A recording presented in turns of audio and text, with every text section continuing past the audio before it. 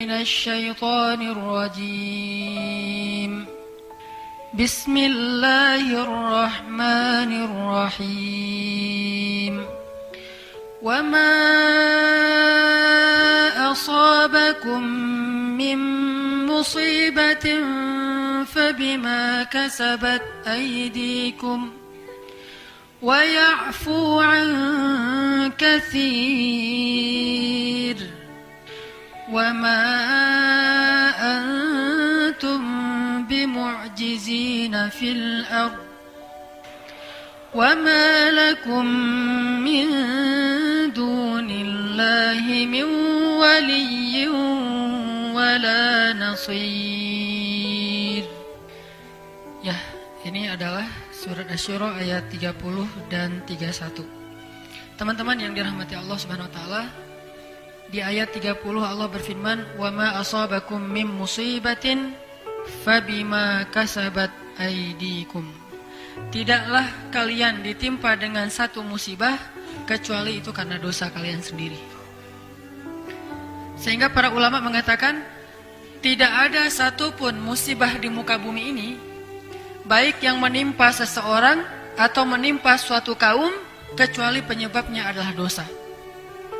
Gak ada satupun musibah, baik yang besar, bahkan yang paling kecil sekalipun, terjadi atau menimpa seseorang dan suatu kaum, kecuali penyebabnya adalah dosa. Sampai para ulama bilang, kalau misalnya saya, kata ulama, melihat dosa saya itu pada diri istri saya, kecuali gak punya istri ya, ngelihatnya kepada jangan istri orang, bahaya. Saya melihat dosa pada diri istri saya. Contohnya gimana? Kalau misalnya ada kejadian atau istrinya ngambek, ada percekcokan rumah tangga, maka mereka akan mengatakan bahwa penyebab dari percekcokan itu adalah dosa.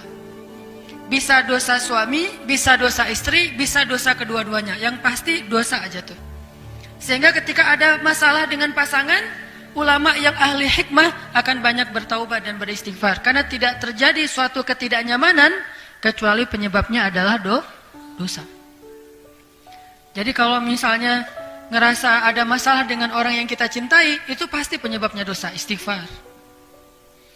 Terus ulama juga bilang, saya kadang melihat dosa itu ada pada diri anak saya. Gimana ceritanya?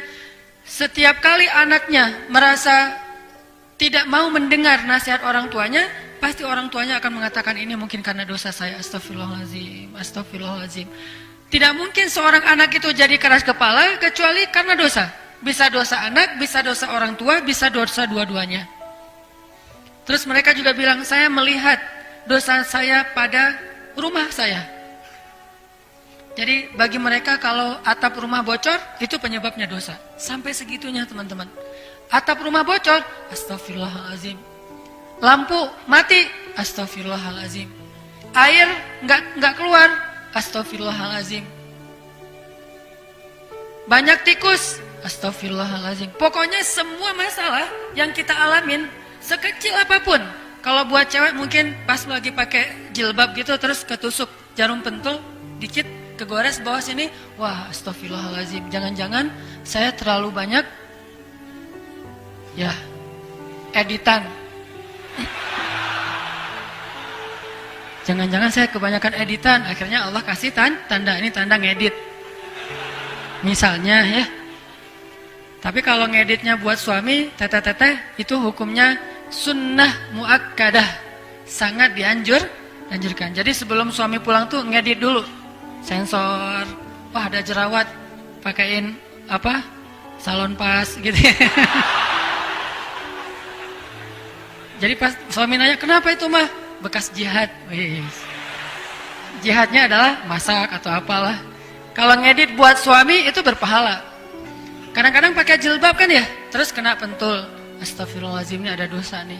Sampai jerawat, astagfirullahaladzim, ini pasti karena dosa nih. Bukan karena kangen ya, tapi karena dosa. Ada jerawat satu, dosa satu. Dan ulama juga bilang, saya melihat dosa saya itu pada hewan ternak. Jadi kalau mereka lagi meras susu hewan ternaknya, mereka akan memperhatikan kalau air susunya lebih sedikit dari yang biasanya, pasti penyebabnya karena dosa. Karena para ulama itu sadar betul, dosa sangat erat hubungannya dengan kehidupan kita. Ngefek banget tuh. Sedikit kita bikin dosa, pasti akan terjadi dalam kehidupan kita sesuatu yang tidak nyaman. Wa ma asabakum min musibah, terus fabima kasabat aydikum, pasti karena dosa-dosa. Terus ada juga ulama yang bilang, kalau saya ngelihat hasil panen di kebun saya berkurang, atau buah-buahan di kebunnya itu ada yang busuk, itu pasti penyebabnya karena dosa. Kayak gitu coba. Jadi kalau pas mereka ke kebun ngelihat buah, misalnya dia nanam anggur, atau nanam apel, atau kalau di kita mah jambu, kelapa, sampai pisang mungkin yang gampang lah ya, di kebun ada pisang tuh, kok pisangnya nggak bagus. Panen tahun ini banyak yang misalnya dimakan ulat, atau kalau mangga asam rasanya atau apapun lah, mereka akan melihat itu sebagai wujud yang nyata dari dosa-dosa mereka. Astagfirullahaladzim, tahun ini banyak banget buah yang busuk. Astagfirullah. Jadi hitung aja tuh, buah-buahan yang ada di kebun berapa yang tidak bagus, berarti menunjukkan kurang lebih seperti itulah dosa pemilik kebun tersebut. Ini untuk muhasabah kita sendiri. Ternyata dosa itu ngaruh dalam kehidupan kita. Makanya suatu hari ya,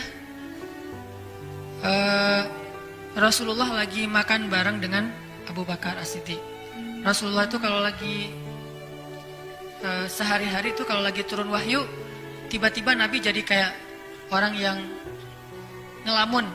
Kalau lagi turun wahyu, tiba-tiba beliau diem aja sendiri. Yang lain pada rame, makan, seru-seruan, ngobrol. Nabi diem aja dan tegang gitu. Diamnya itu kayak orang ketakutan, kayak orang lagi serius banget. Dan sahabat tahu kalau Nabi udah kayak gitu nih, kayaknya lagi turun wahyu nih. Sehingga pas sudah selesai itu nanya, "Ya Rasulullah, turun wahyu apa kepadamu?" Nabi membacakan ayat.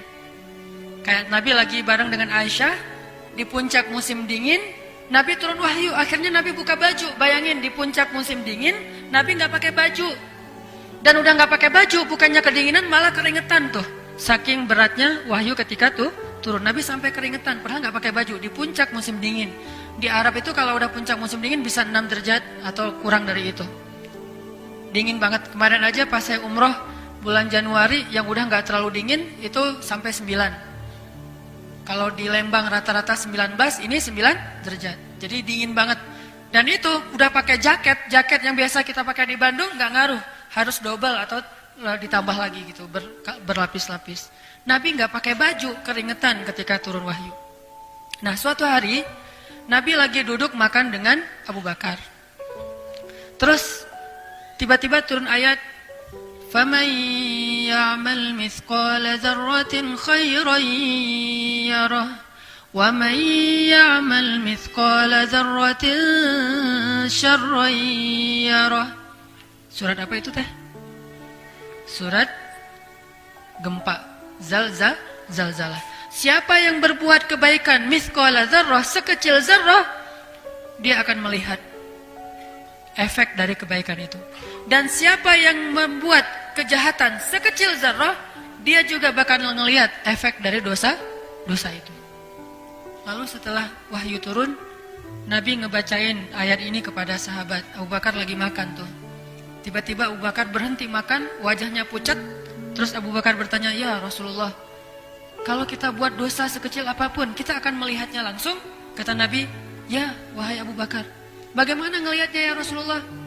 Kata Rasulullah, "Setiap kali kamu mendapatkan keburukan dalam hidupmu, itu adalah wujud dari dosa-dosa. Setiap kali kita ngalamin hari yang buruk, kejadian yang buruk, musibah yang tidak baik, maka itu pasti wujud dari dosa-dosa yang kita